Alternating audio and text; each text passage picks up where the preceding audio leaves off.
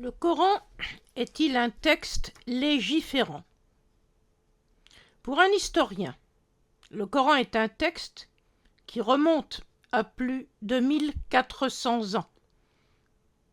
Il a été produit dans un milieu humain identifié, qui est celui de la société tribale de l'Arabie occidentale entre la Mecque et Médine au début du 7e siècle.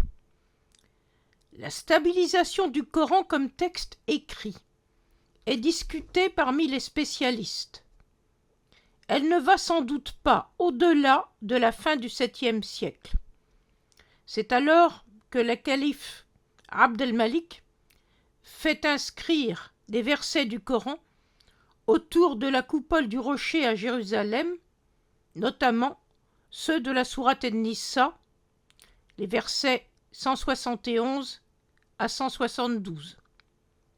Il s'agit alors d'afficher à la face de l'empire chrétien des Roums, les Byzantins, la doctrine coranique des rôles respectifs de Jésus et de Mohammed. On est en l'an 692. Le Coran est donc déjà sorti de son cadre d'origine. Il est devenu un texte voyageur. Mais ce qu'un historien a pour rôle de faire comprendre, c'est que si un texte voyage, en gardant ses mots d'origine, le sens qui est donné à ces mots doit forcément se reconstruire dans chaque nouvel environnement de société dans lequel il arrive. Même si les mots sont les mêmes, un homme de tribu de l'Arabie intérieure ne comprend pas la même chose que l'habitant de la grande cité d'un empire qui n'a jamais eu aucun rapport avec le monde tribal.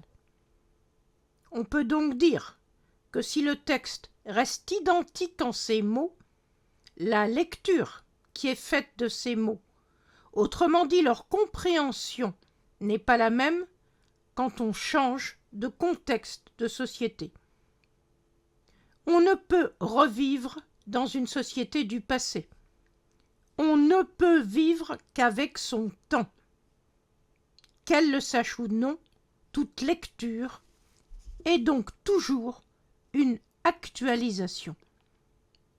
La différence, c'est qu'il y a des actualisations positives et des actualisations négatives. Une actualisation positive, c'est celle qui tient compte des valeurs humaines portées par le texte pour les transposer et les adapter au contexte socio-économique dans lequel on vit. Une actualisation négative, c'est celle qui veut garder dans un contexte social nouveau des dispositions qui s'appliquaient dans un contexte socio-économique qui n'existe plus. C'est ce qui se passe par exemple à propos de l'héritage des femmes, qui est une question que les États musulmans actuels n'ont pas encore réglée. Un autre exemple serait la règle coranique du qisas, la règle tribale et coranique de la compensation du dommage physique. Elle s'appliquait au 7e siècle dans une société qui ne disposait d'aucune instance judiciaire du fait de l'instance de toute structure étatique. Les litiges se réglaient directement entre les parties en conflit. Ce n'est plus le cas dans la société d'empire où ont été installés les tribunaux et les qadis. Pour revenir à la question de savoir si le Coran est un texte légiférant, je répondrai qu'il n'avait pas besoin de le faire, car il ne fait que reprendre la législation tribale existante. Il s'agissait bien entendu d'une législation coutumière et non écrite que tous les hommes de tribu connaissaient. L'aspect légiférant du Coran se limite donc à rappeler les règles existantes quand elles risquent de ne pas être respectées. Si on se place d'un point de vue historique, c'est une totale illusion de penser que le Coran aurait inventé une législation nouvelle et inconnue de sa société. Le divin, en sa grande sagesse, aurait fait échouer politiquement son prophète s'il l'avait conduit dans cette direction. À bientôt.